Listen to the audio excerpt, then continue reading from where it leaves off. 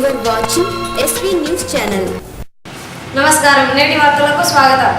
ఈ నెల 25వ తేదీన జరుగు ఓటర్స్ డే కార్యక్రమంపై బిఎల్ఓస్లకు సూచనలు ఇచ్చిన ఆదోని తహసీల్దార్ బి శ్రీనివాసరావు గారు.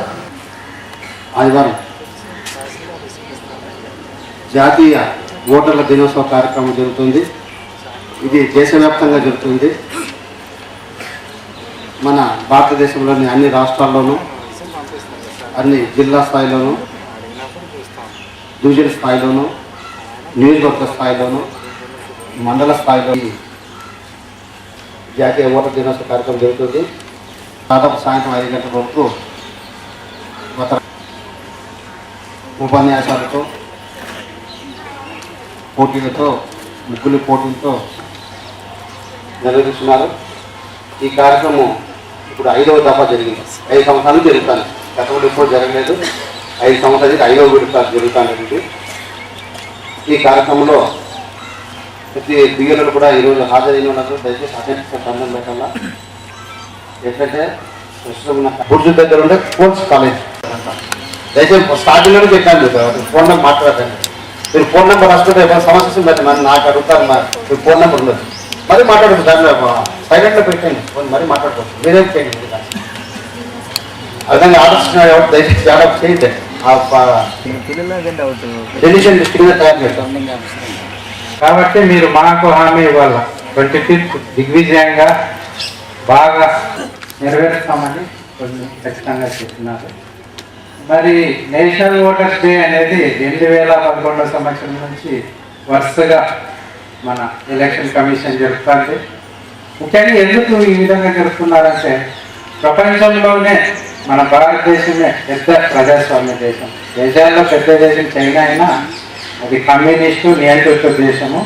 ప్రజాస్వామ్య దేశాల్లో మందే పెద్దది. మళ్ళీ ప్రజాస్వామ్యానికి కట్టుబడి ఏంటంటే ఓటరే. ఓటర్లంతా కలిసే కదా ప్రజల పకడ్బందీగా తయారు చేయాలా.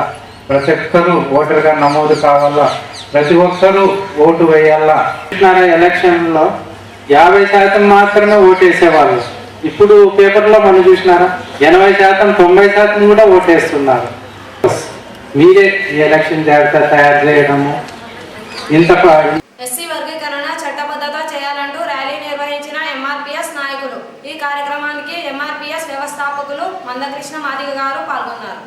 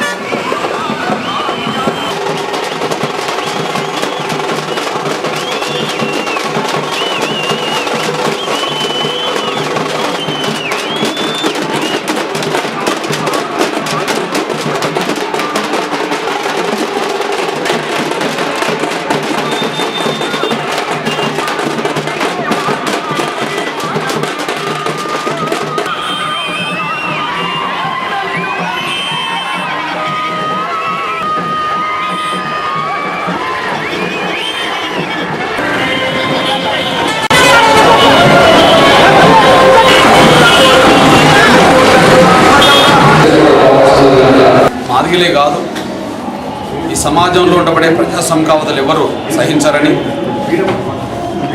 ఆయన చరిత్ర